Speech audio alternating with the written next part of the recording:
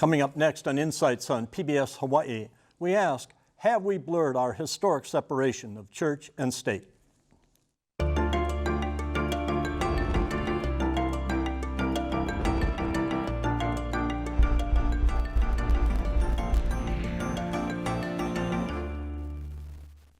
Aloha and welcome to Insights on PBS Hawaii. I'm Dan Boylan.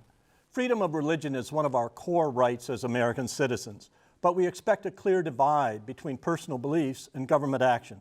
In Hawaii, however, and in other parts of the country, we see churches and public schools sharing facilities and equipment, and elected officials leading prayers before meetings. During the holidays, religious icons sometimes appear on municipal grounds. Tonight on Insights, we ask, have we blurred our historic separation of church and state? We invite you to join our conversation by calling, emailing, or tweeting your questions and comments. Now to our panel. Peter Carlisle served as Honolulu's mayor from 2010 until January of this year. Prior to that, Peter was elected to 4 terms as Honolulu's prosecuting attorney. I think you were the third elected prosecuting attorney, That's correct. Right? Daniel Gluck is a senior staff attorney with the American Civil Liberties Union of Hawaii. He has been involved in a variety of First Amendment cases.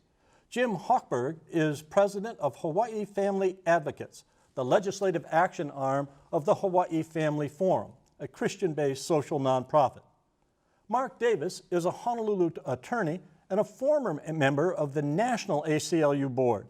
He has been lead counsel in civil rights cases throughout the state. Unfortunately, one of our previously scheduled guests had to withdraw from the panel yesterday. Mitch Kale, founder of the Hawaii Citizens for the Separation of State and Church, was advised by his attorney to withdraw because of an ongoing lawsuit, alleging that some Oahu churches have been shortchanging public schools on rent. Let's go to the very basic question. Has this separation of church and state, in your mind, with the ACLU, Dan, has it been blurred, this line? Or I think Thomas Jefferson called it a wall of separation. That's right, he did. So the phrase separation of church and state doesn't appear in the Constitution anywhere. It comes from Jefferson's writings to describe the kinds of principles that we have in the First Amendment. And again, the First Amendment to the Constitution has 2 principles in it regarding religious freedom. One is the Free Exercise Clause that says that individuals have a right to exercise whatever religion they see fit. And the other is the Establishment Clause, saying that the government shall not establish a religion or favor one religion over another.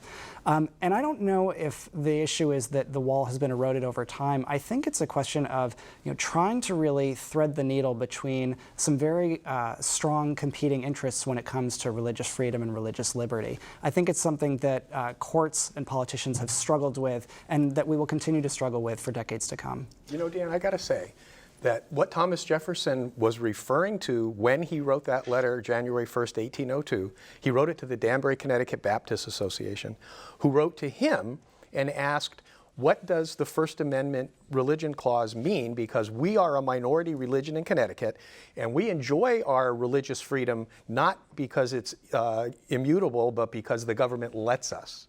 And the response from Thomas Jefferson was, essentially, you don't have to worry about the federal government at that time interfering in your religious practices, because the wall of separation will protect the church from the government, not the government from the church. And that's a critical historical fact.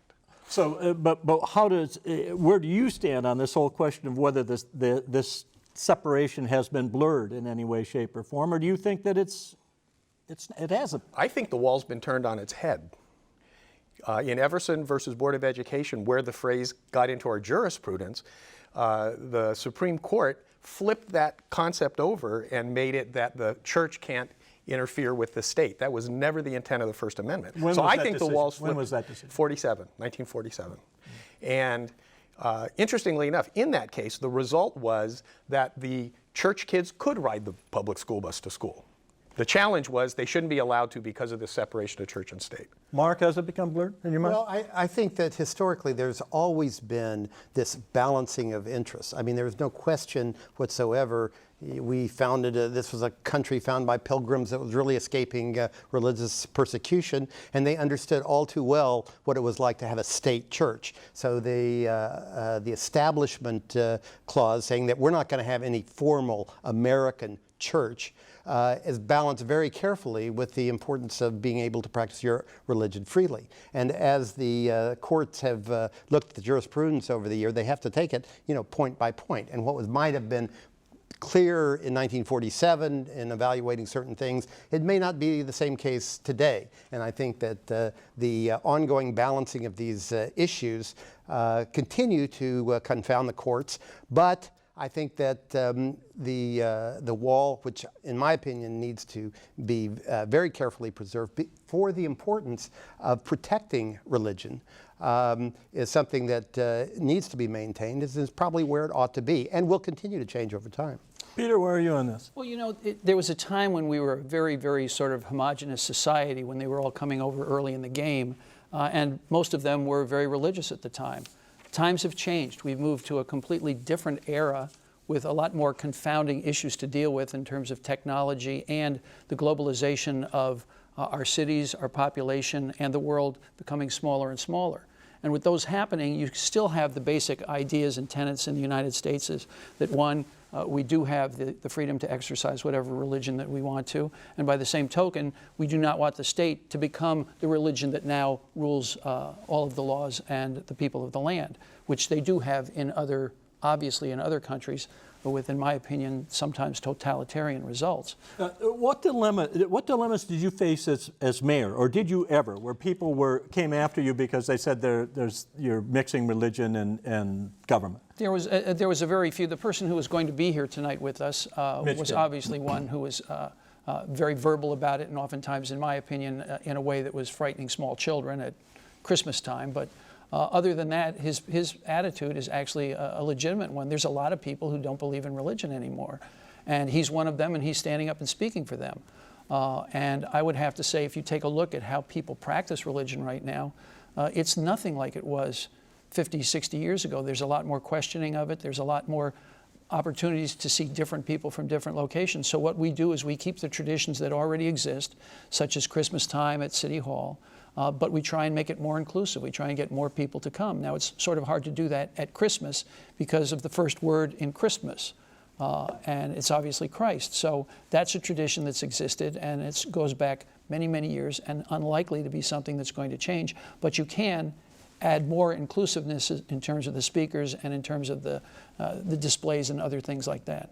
Would you guys have any, excuse me, you guys, you ACLU guys, would you ACLU guys have any problem with Christmas time at City Hall? Well, I think that the way the courts have looked at these things, has had to recognize whether there are basically cultural or national traditions which really are more important and overbear on the issue of whether this is the government trying to establish a religion.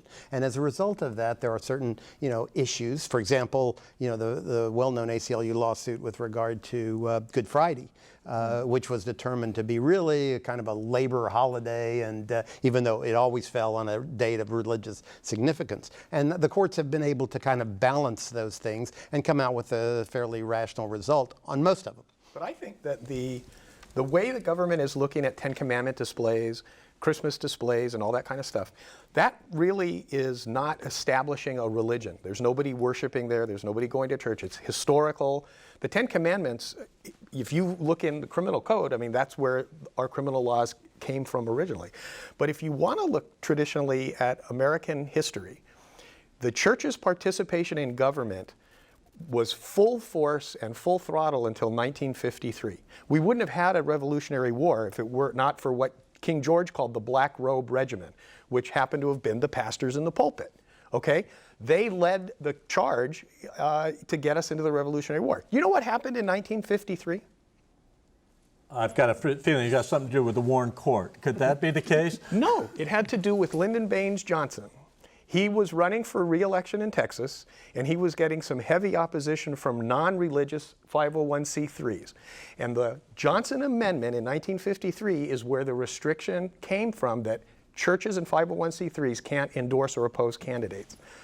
Before 1953, the pulpit, the church, was active in government in this country without limit. People don't know that. And they could do it today, but for the tax benefit granted by the government. So the fact that there are some that are actively involved in politics and supporting politicians is fine. It's a question of whether they receive this government benefit, which is the thing that is the kiss of death. And to the extent that there are black robes, that creating the revolutionary fervor in those days, it was because they had the right to free exercise, well, as opposed to had their uniform on as under opposed to the imposition that a state-run church might have I'm not in favor provided. of a state-run church at all. Dan, what about the Hawaii state constitution? Does it say anything about the separation of church and state? Well, it has an almost identical provision in it as the First Amendment to the U.S. Constitution. I actually don't know in Hawaii whether there have been any decisions that expand upon the rights granted in the U.S. Constitution. The Hawaii Supreme Court and the people of Hawaii are free to go beyond in terms of giving greater protections for religious freedom and greater protections against government religion. I'm just not entirely sure what the court has done. Christians are favored in America just like Muslims in many of the Middle Eastern countries. I get embarrassed whenever this favored status is questioned and Christian leaders complain of anti-Christian bigotry. For example, the war on Christmas. As a Christian, I believe that Christ wants to live our lives with honesty and humility. Are you ever embarrassed? It's really hard to embarrass me. Nah, but in this debate or in this defense, this argument that we are a Christian nation, I don't think we really. Hard to do today, I don't think we ever really were a quote unquote Christian nation the way the monarchy in Hawaii was in the 19th century. They actually were pretty much a Christian nation. We were a Protestant nation, and the Protestants got along real well. And then the Catholics started coming in, and they didn't like them. So we were never homogeneously Christian, ever.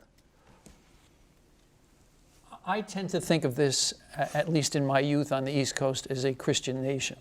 And I include perhaps erroneously Catholics, Episcopals, Protestants, Baptists, you name it, and including the Jewish religion as well. I would suspect anybody who had Christ in there, which would include Muslims, frankly.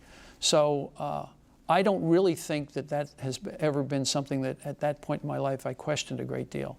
Now, because I've been exposed to a greater part of the world, I believe that all religions have with some few exceptions, have a great deal more similarities than they have dissimilarities, whether it's Buddhist, whether it's Hindu, whether it's Christian. And as a result of that, I do not feel in any way, because my background was that of an Episcopalian, that I've been somehow stepped upon, or my wife, who is Catholic, that she's been stepped upon. What do you do with the whole problem, it seems to me, of this tax exemption that Mark has brought up?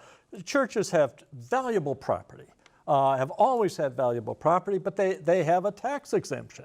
Well, Mark will agree with me, I think, that the power to tax is the power to destroy.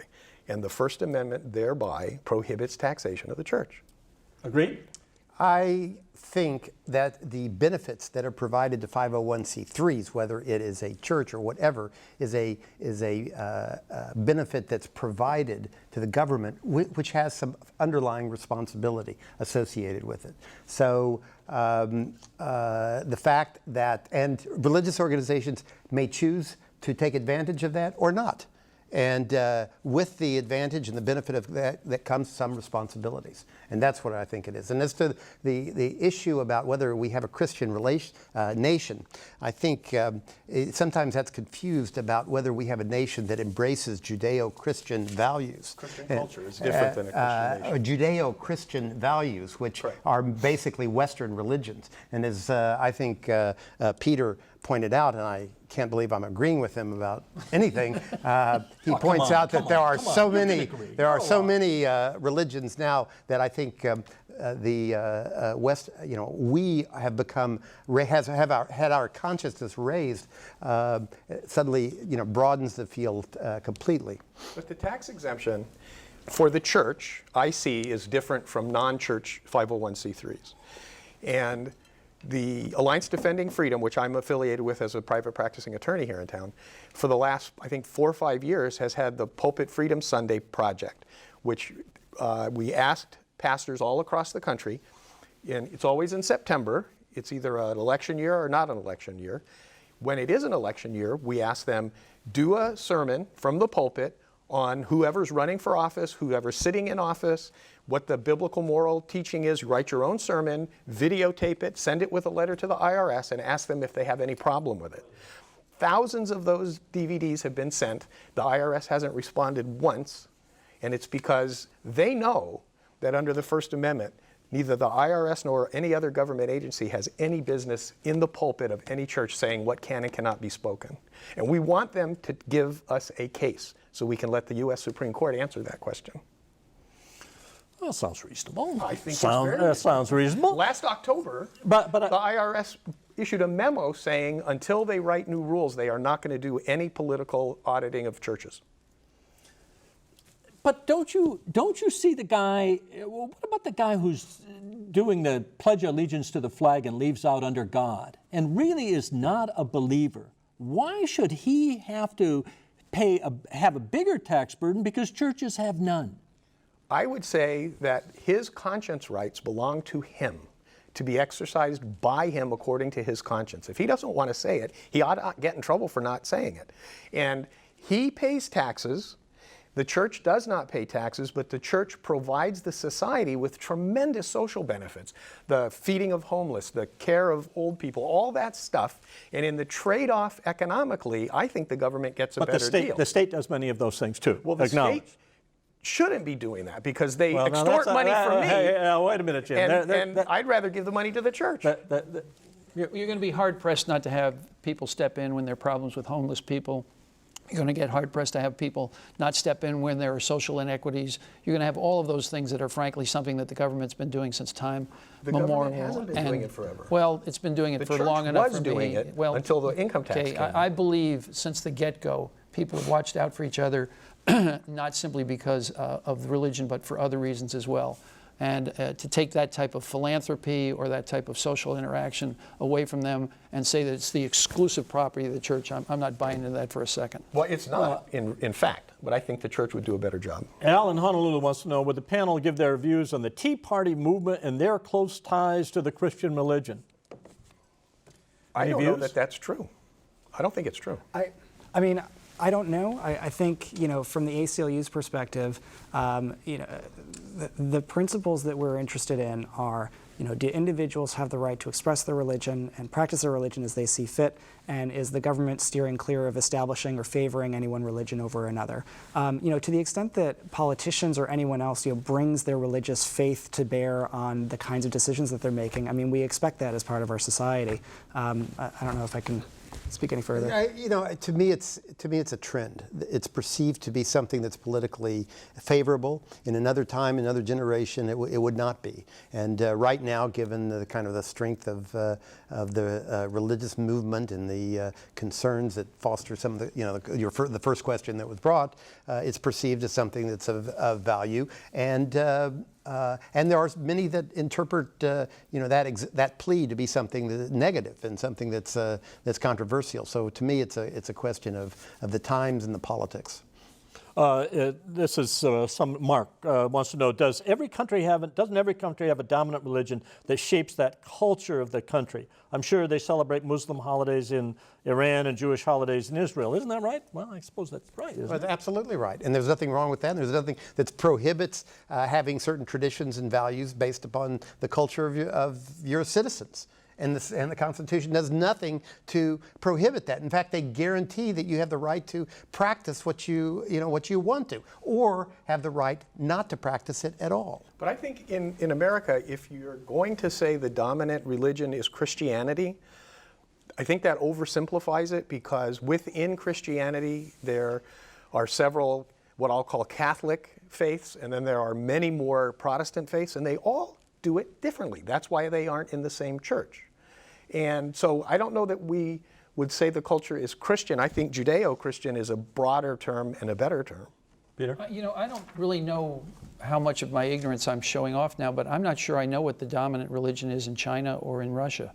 So, and I don't think that that's atypical. And if you're saying that every state, including ones that are absolutely hostile to religion, then it has a dominant religion. I'm not sure that I agree with that, simply because I don't know whether that's a factor. No, actually, you're right. Because I mean, China, I think there was no religion up until fairly recently, and that they have now recognized 5, and it's slowly, people are now becoming associated on a very, very slow fashion. So you're completely right, I think. At one point, how many billion people? It's sort of hard to say that all countries everywhere are ruled by a single dominant religion. And I think that's becoming less and less true, because I think at least our experience in the United States is that people in droves are turning away from religion. Dan, the state senate, if I'm not mistaken, has gotten away from an invocation, a religious invocation. And if over in the state House of Representatives, I think there's still a discussion going on about that. They have a, how do they do it? They have a rotating system? I don't quite understand. Yeah, that's my understanding. So it's common in legislative bodies to begin or end a session with some kind of invocation, some kind of call for guidance. And what had happened in the state Senate is that over time it became clear that many of those invocations were sectarian in nature. Many of them seemed to be favoring one particular religion over another. So we had written into the state Senate just asking that they, again, make it more inclusive, because when you make these invocations sectarian, it's really exclusive for any member or any individual who's not of that faith. Now, the Senate made the decision to do away with those prayers altogether. They could reinstate them if they so choose. In the House, my understanding is that it's similar to what happens over at City Council, which is that each member has an opportunity to lead an invocation on a particular day, and so there is some sort of rotation. But the goal with all of them is to make sure that if you are asking for some sort of divine guidance, that it's done in a way that's as inclusive as possible. But that inclusive as possible is also limited by who wants to bother coming and doing it. I mean, you can open it to the entire community, but if most people don't want to bother going over there and doing it, you're going to get the ones who do. That's not entirely correct, though, because the government can't say, well, it's open to everyone, and if only one person shows up, allow sort of one particular sectarian faith to dominate the debate. I think the government could do that if only one person came. No, because what happens is that the government is then showing to the general public that it favors one. Wants to come. No, it's showing that the government is favoring one religion over another. And it shows I completely disagree. It's just showing that nobody else is interested in what the legislature is doing, which is probably a good thing. Kim Pine, she was in the State House of Representatives this time. She wrote a piece about this, and she said one of the problems is fear of, I guess, of people like Mitch, who's not with us to defend himself here, but and I don't mean to. That he passed away. I'm not attacking Mitch, but she says that they are afraid that the Senate did something fearful there, that they stopped having an invocation because they feared, with all due respect to lawyers at the table, they feared a suit. Right? Well, what they fear is an insensitivity or the risk of offending people that may react adversely to the type of comments or invocation that was happening, and they fear doing something that crosses the line of the constitutional prohibition. Those are the kind of things they ought to fear. And I think that's why it led them to the result. So perhaps she may have felt that the sacrifice of her giving up the invocation came out of fear, but maybe it was the kind of things that they ought to be afraid of. But, I mean, you've been in politics a long time now. You cannot claim to not be a politician anymore, Mr. Mayor. I can't. I admit it. Okay, you right can't do it. Just for you. Let's have the confession, right here in front of all of us. And doesn't Jim make a point? I mean, Christians will show up. They will show up to give the invocations, and Christians will show up. They have become a political force in this country, a well-organized political force. As a politician, doesn't that have to come into your consideration when you're looking at what you do in regard to Christmas or religious icons and around the? I really don't think that that's never comes necessary. into- I think what you do, I mean, frankly, you're right that you are put pressure, or people come to speak to you supporting particular issues, and they happen to be religious in nature. You treat them like anybody else who comes to you with a controversial issue. So let's say it's abortion, or let's say it's something like that. You have exactly the same issue when you have two diametrically opposed sides, and so you have to be able to work your way through the minefield and do what is ultimately in the best interest of the population that you represent, which is the entire island or the entire state. If you're at a higher level than I was, then that's your responsibility, and you're not allowed to sit there and get under the foot or the boot of anybody who's pressuring you to do one thing, or else they won't vote for you and they'll surely make your opponent win. Jim, why are churches, Sharon wants to know, why are churches exempt from taxation but can advocate for candidates, but other C3 organizations cannot? Sharon, C3s and churches cannot support or oppose candidates for office. That is the sum and substance of the restriction that's absolute. They are tax exempt because the Supreme Court has said the power to tax is the power to destroy. If you could tax the church 1%, you could tax the church 100%. And it's just unconstitutional. No, But the tax exemption is something they voluntarily accept, just like the ACLU of Hawaii Foundation accepts. Both of them, if I make contributions to Jim's church or Dan's organization, I get to write it off. Neither of them can advocate the election of any specific candidate. And you each choose to do that in order to take advantage of that tax exemption. Well, and churches are automatically exempt under the tax code. They don't have to apply But for any anything. organization which is seeking to, it's not the government that's prohibiting the advocating certain candidates. It's the conditions of any organization's 501(c)(3) exemption. No, but it is the IRS auditing a church or any other 501(c)(3) for excessive lobbying. If they do that 3 years in a row or something, the IRS can take away the charity's tax exemption. In the case of a church, the day after the exemption is taken away, they automatically are exempt again because they don't even have to apply. you know, I had an old media friend who got into politics for a while. Went bad, Peter. He got into politics for a while. Anyway, he says that the churches are the backbone of the Republican Party now in Hawaii. He says, as the unions have been the backbone of the Democratic Party. So I don't think unions get a tax exemption, but churches do. I think unions do. What's their exemption? It's one of the 501, if there's a chapter in there about labor unions. I don't know if it's G or H or I or J, but they do. I got 4 lawyers at this table. Does anybody know? You guys are supposed to know this They stuff. can form, nonprofit entities, just like ACLU can have an arm that lobbies, but they cannot accept tax-deductible contributions. So, and I'm sure unions, and they can have PACs and they can have all sorts of other entities. So I think unions can form entities that qualify, but they can't accept money or donations in that entity that will then then lobby for candidates. I knew there was a lawyer here who knew the answer to this. I'm thinking that this is less and less accurate all the time as we move forward. I don't know that it's churches that are the background of the backbone of the Republican Party, and unions are the backbone of the Democratic Party. I don't think people are voting on that level anywhere near the way they once did. I think people now are looking at candidates and saying, this one's got this good, this bad, and I'm going to vote for whoever I think the person is, either one I trust or two, who I think is going to do the better job. I think that the whole party and unionism thing, which is obviously a big deal for if you're in a party or a union, I don't think that's necessarily the view of the majority of the United States and necessarily the view. I think certainly it has changed. Yeah. It's a different world today than it was 15 or 20 years ago with regard to the unions and the churches. By the way, that's a good thing. With respect to churches, I think for every church that is more inclined to want to vote for a conservative, there's another Christian church in the state that's inclined to vote for a liberal one. So that could well be. Dan, I want to ask you this because I'm reading an interesting article saying that in Hawaii, in the host culture in Hawaii, prayer and politics and gods have been one and the same, spirituality.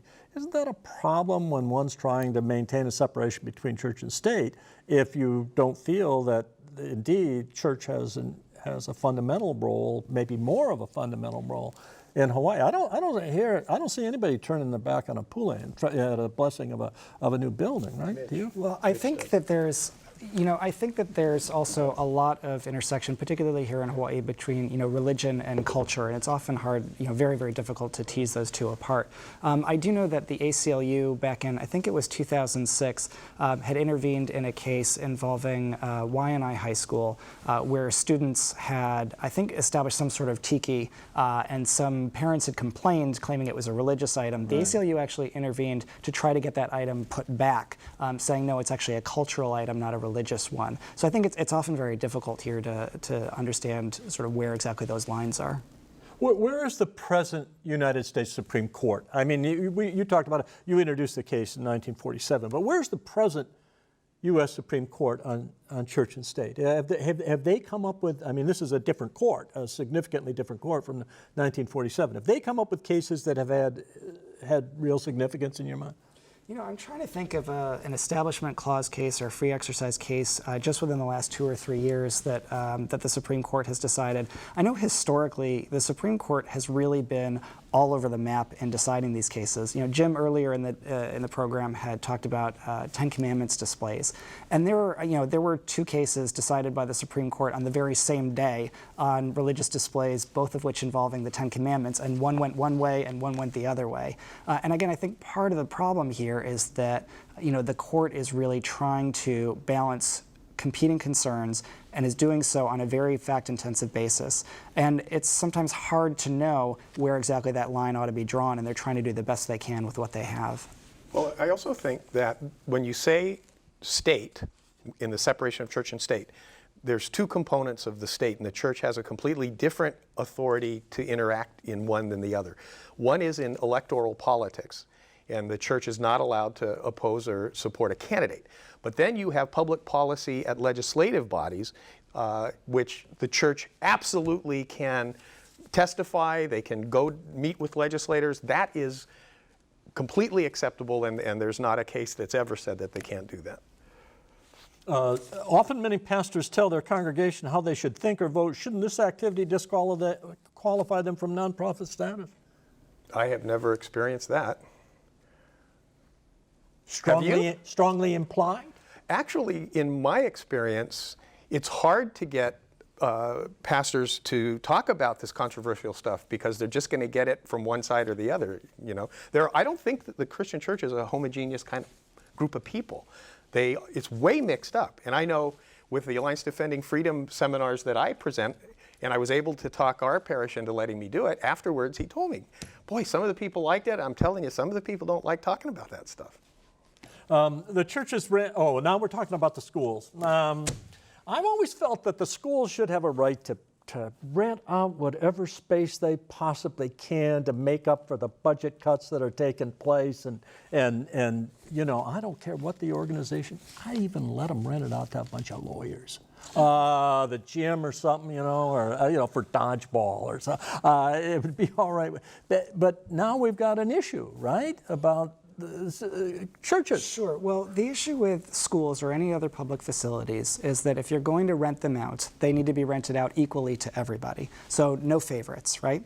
And I think that the particular concern when it comes to renting to churches is, the Department of Education needs to be vigilant in making sure that it's not giving the appearance that the government endorses one religion over another. And so the DOE has a bunch of rules in place to try to make sure that different entities are treated fairly, that there's no appearance of endorsement of religion. I can't speak to the specific case that's been filed by Mitch Kale, but those are obviously the concerns that the ACLU has. Do you have any concerns? No, I agree with you. I think the public schools ought to be able to rent to whoever they want, and but so long as they do it to everybody.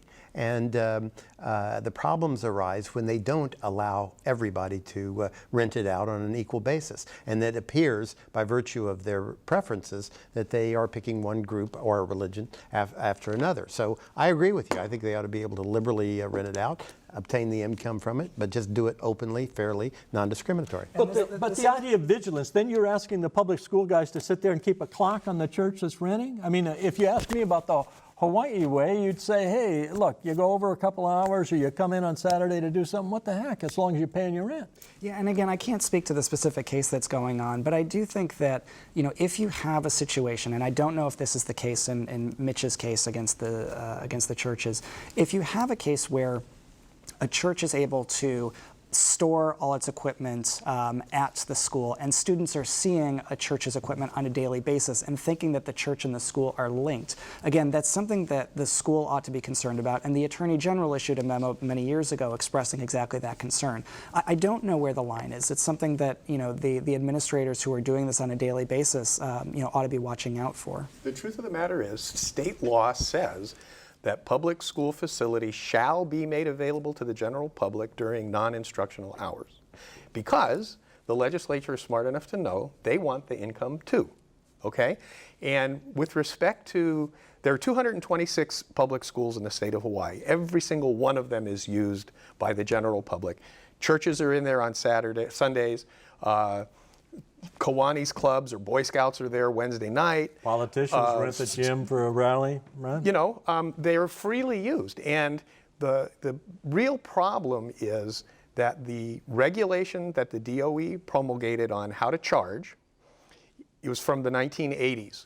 And across the nation, the law has changed on what's actually required. But it's an ambiguous regulation, and the principal is given the authority to figure out how to implement it on his campus or her campus. And so, I mean, they have administrative task kind of freedom.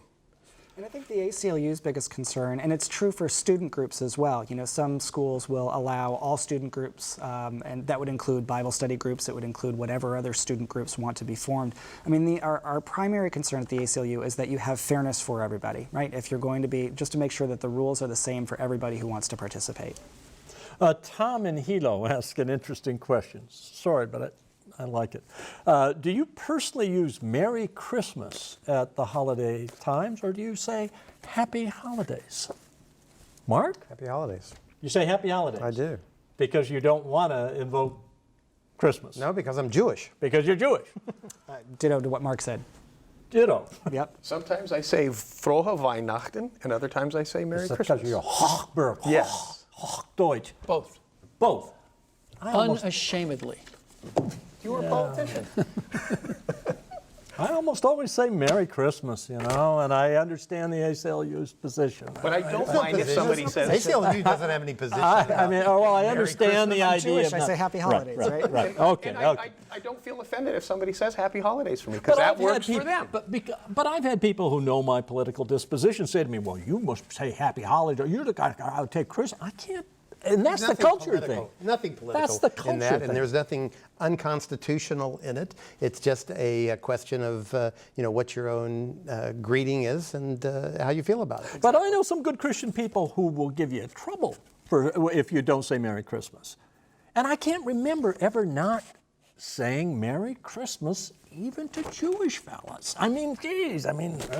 Perfectly okay. I don't know. These are tough. Go with it. We can still be friends, Dan. It's okay. Of course we can be friends. Hey, And you can say Happy Holidays to me too. I mean, the beauty of the Constitution is that you have the right to, you know, do what you want to do, and we have the right in the Constitution to do what we want to do, and that the Constitution protects us. And if you believe in Jesus, you know, God bless you. You know, He was one of us. So Start out with you folks. right. Change parties or whatever. Ask Jim Hochberg, anonymous, says, why the churches in his organization represents do not refer to other churches as Christian. I don't represent a church organization. I'm the president of Hawaii Family Advocates, which is a C4. The caller may be talking about Hawaii Family Forum, which I represent as a lawyer in the Jackson case, but I have never heard them say that anybody wasn't a Christian. taxpayers pay for schools, churches don't pay for schools. No, but they rent, this person says, but they do rent facilities. Is there really anything wrong with schools and churches working together? I don't think anybody has any problem with that, right? Right. I just want you to know, somebody's complaining. This is, you were giving me trouble because I gave you some trouble by first saying something and then insulting you. He says, I'm glad Boylan is back. But he says, but you need some women and other religious people represented on the panel. Too often the panel is all men. Sorry, all guys. Lawyers too. Yeah, sorry, guys. All lawyers and all men. We have the right to identify as women if we choose. Well, here we go. Oh, God. What do you? I brought this up to you folks before the show, and I still wondered about it. An awful lot of people in Hawaii do not identify themselves as Christians. They don't. I mean, as I see it, at the low, it's like 41% say that they're affiliated with the Christian church, and then or religious with any affiliation. And if you take away the 5% that are Hindu or Buddhist or whatever, you're down to about 36%, right? And yet we seem to bend over backwards for Christian churches. Who's bending over backwards? Well, we're renting to them. You go by Farrington High School on a Sunday and. Actually, not anymore. The roof fell in. Well, you sure see an awful lot of activity from the churches, right? And other churches as well. I mean, I've lived beside Leeward Community College, and they're constantly renting out to some but church. I don't think it is in any way intentionally to exclude anybody. I think it's who's coming to ask to use the facility. And they would go with anyone. They should go with anyone as long as it's not illegal. This is a comment from Don. He says, if we really have a serious and honest public debate about this, the churches will lose. How do you feel about that, Jim? I never lose. You oppose honest debate. In my own mind, at least. Okay. I am a Christian. I don't want the state having anything to do with my religion. I don't want them teaching it or supporting it or favoring it over other religions. Keep the government out of my religion. But where do we see the government getting into people's religion? You know, what's interesting is that many leaders of various denominations, Christian and non-Christian, hold that same value. It's not just an anti-religious position. It's those that feel religion will actually prosper and do better if it stays far away from government. So the point that question, the point that he makes is actually quite interesting and valid. And so this debate is too often couched in terms of it's pro or anti-religion. It really isn't. And in fact, I think a lot of the families that I'm aware of anyway wouldn't want public schools to be offering prayers because it could be a Muslim prayer or some other thing that they don't want their own kids to be praying. You know, we've changed a whole lot. I keep on coming back to this theme. There was a time when you had a problem or you had to worry about something, you would go and get your answer from whoever your religious leader was. Right. Now we immediately go to the statutes. We immediately go to case law. And instead of people pounding on the Bible and saying you've sinned, we've now got people pounding on all of the rules and regulations and the legislative actions that we've had and saying you've created some problem, you now are a crime, and we're going to sue you. And to me, I think that that's incredibly invasive. I think we're overregulated. I think we need to go back to a point where the laws had discretion for people who could exercise it sensibly and not live with this. I mean, we're talking about how many angels are there on the head of a pin 90% of the time, and it gets to be, to my mind, incredibly tedious because you get results that are exactly what you talked about, one way on the same issue on the very same day by the Supreme Court. That kind of stuff's going on constantly, and I'm tired of it, frankly. And I genuinely believe we've gone too far in that direction. And at one point, it was clear that they were going way too far on the religious side. All you have to go is see a wonderful book called The Passion, a movie, The Passion of Joan of Arc, silent, 1929, absolutely remarkable flick, and very difficult to watch. But you sit there today and you see what's going on in the name of a statute and the name of the law, and it is not a very pretty sight in a lot of people's mind, including my own. Any reaction to that? from this side of the courtroom? The same thing can be said for people taking radical action in the name of God and religion, and which I thought was really where you were going. And that's something that we in this country see, all over the world happening. And so to the extent you say we need to back off of statutes and regulations and law and return to a religious, there are... No, that's not what I'm saying. If that's I've given you the wrong impression, because that's not what I'm saying at all. What I'm saying is basically we've gone way overboard with statutes, and at points they have gone way overboard with religion, and there's got to be some sort of happy medium where common sense and reason prevails. That's all I'm saying.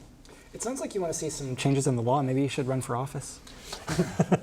Yes, because that makes it so easy to change anything.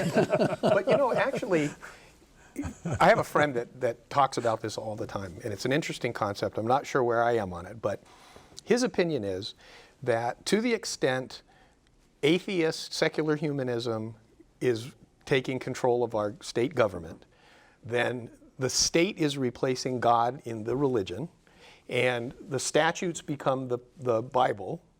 And it's really interesting to talk to him about that, but I'm not sure if I completely agree, but that's kind of like what you're saying. Sort of.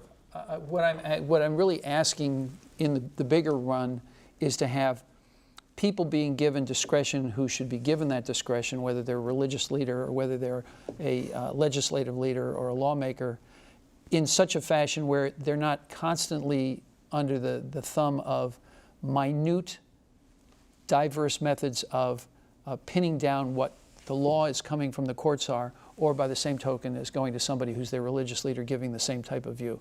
It's sort of, there was a time when there were people who were thumping Bibles and saying you have sinned on Fort Street Mall, and now people who are thumping the statutes and pointing at somebody and saying you violated the Constitution. I get tired of it. And I don't think it does anybody any good in the long run. I'm trying to think of somebody thumping on Fort Street Mall saying it's constitutional. I'm going down there. I'm going to try to find something like this. I want to find that guy. Yeah, I want to find that guy. I don't think that one's at Fort Street Mall. Okay, that may be somewhere else. I don't know the answer to this. I haven't been in a courtroom in a while. Now, courtrooms around the state, we pledge on a Bible to tell the truth. Is that right? No more. No more. What do we do now? You swear or affirm. You swear Without a or Bible. affirm. Right. Without a Bible. When did that end?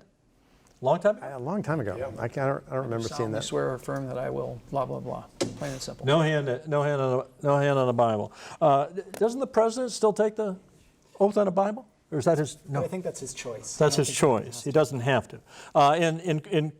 So we don't do that. But when we did, was that something the ACLU would have gone after?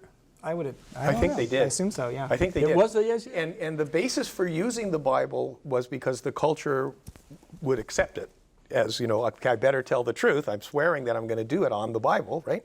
When you have the Judeo-Christian kind of homogenous culture. But I'm pretty sure the ACLU challenged it because people shouldn't be forced to swear on the Bible if it's not their book. Don't citizens still have the power or the decision to participate or not? Non-Christians everywhere have to deal with prayer that doesn't match their own beliefs. That's true, isn't it?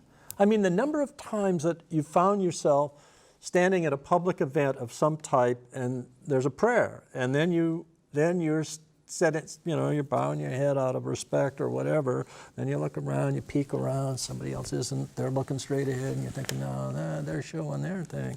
But but don't we have the right to sort of cross our fingers at wherever we don't want that's exactly the church to intrude on us? Or? Yeah, well, exactly like we were talking about earlier with the invocations in the State House and the State Senate.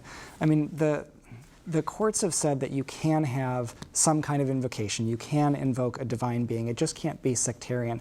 But it is exclusive in exactly the way that you're suggesting. I mean, it does really exclude people who are not of that faith or who choose to practice no faith whatsoever.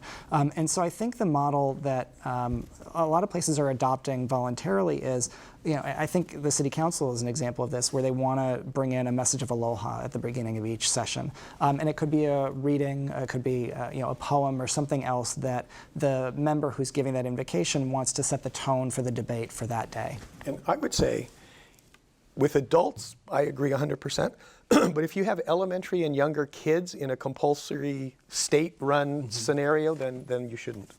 But you shouldn't have the prayers going on. I'm sorry. In that, If you have young children compelled to be present in a government school, then I don't think they should have prayers. In the public school. And they Another ACLU emanating out of Hawaii. Madeline Murray O'Hare lived here. I remember growing up with a problem. Remember when Kennedy was running for president and so forth, and one of the big issues that was around all of that time was the idea of public support, government support for religious schools. Right? What's going to happen when Kennedy's elected? Does that mean that suddenly? I don't remember that. Well, yes, you don't. I'm sorry. There were some other gray heads here with me. President. I heard about it. I'm sorry, Dan. Well, you weren't even being burped then, were you? But there are some other gray heads That at was this table. really They unkind, remember. by the way. Well timed. He loves that.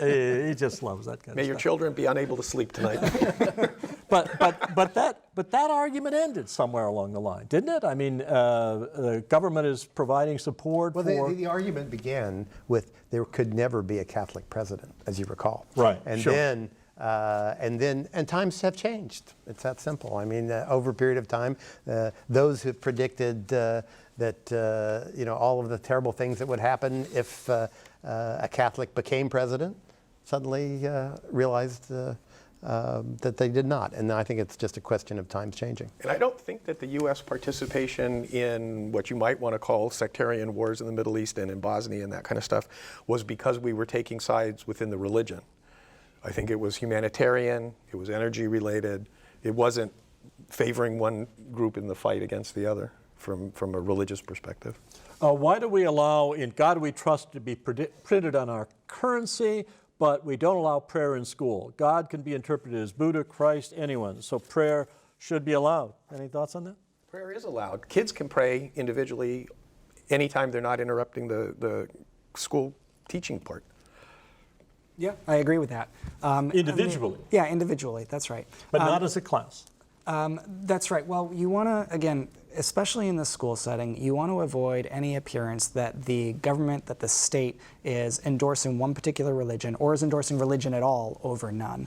In God We Trust, there was actually a case about that in the Ninth Circuit just a couple years ago. I think the court upheld In God We Trust. Obviously, it's still on our money. And I think it just had to do with the fact that it's been around for so long. In a lot of these cases, the Supreme Court really is looking at history as one of the primary factors in whether something like In God We Trust, whether a Ten Commandments display is constitutional or not, which is why you get some of these very disparate results. Yeah, but no one would ever try to get In God We Trust off our coinage, would they? They have. Yeah, they have. They have? Yeah.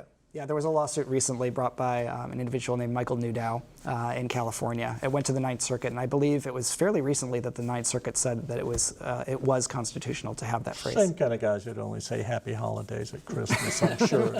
Same type of people. I'm sure, Davis. I've got you guys figured out. People have a lot to say about the blurred lines between church and state, but I don't see people being apprehensive or difficult about attending funerals. And you can't get much more religious than that, Glenn says from Oahu. But again, that's not a government function in any way, shape, or form.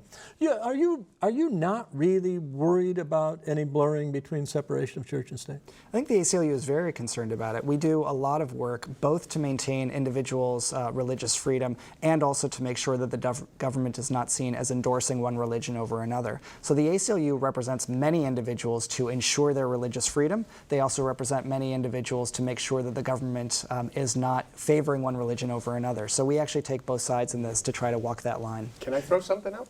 Sure. Same-sex marriage Right. and the cottage industry around weddings.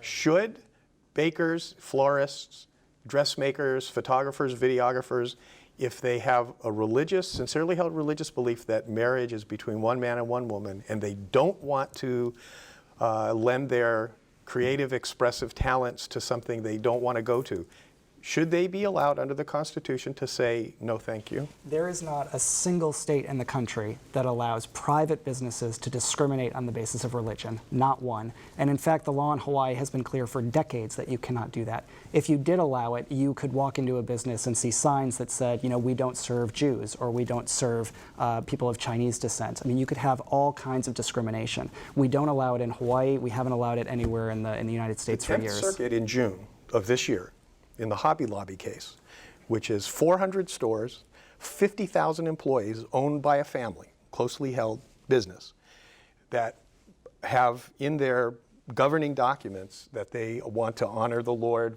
through their faith with this business, challenged the HHS contraceptive abortifacient mandate. 10th Circuit Court of Appeals said Hobby Lobby, that great big company, has First Amendment religious liberty on that issue and sent it back for trial. So it might be changing. Well, no, go ahead. We're running out of time. You're not worried. I'm vigilant. You're vigilant, but not worried. I think that we've got to keep an eye on it constantly, and it's going to go. It's going to be a case-by-case situation. The Supreme Court's always going to be taking a look at it, and we got to keep our eyes open and be on. Let reason prevail. That's all I ask for. Let's not make it so complicated that nobody knows what's going on. Reasonable. That's it. Yeah. My position is that conscience rights are owned by the individual, and the government has no business interfering at any level. If the government is going to be hosting things, then there are other issues. But with respect to conscience rights of an individual, I will be there to defend them. We give Jim Hochberg the last word. Thank you all very much for being with me. I'm intimidated by you all, and I'm glad you won't be back soon because I get too intimidated. Next week at Insights, who owns Hawaii's water, and do we have enough? In an island state, whoever controls the water holds the key to the economy. Construction, tourism, and agriculture all depend upon steady access to water. As farmers look for ways to keep their fields and livestock wet, do they need to be concerned that new residential developments on former agricultural lands will make water even more scarce? What are we doing to invest in our life-sustaining water resource? Our guests will include William Tam, the Deputy Director of the State Department of Land and Natural Resources for Water Resources Management, and Ernest Lau, Honolulu Board of Water Supply Manager and Chief Engineer. That's next time on Insights on PBS Hawaii. I'm Dan Boylan. Ahui ho.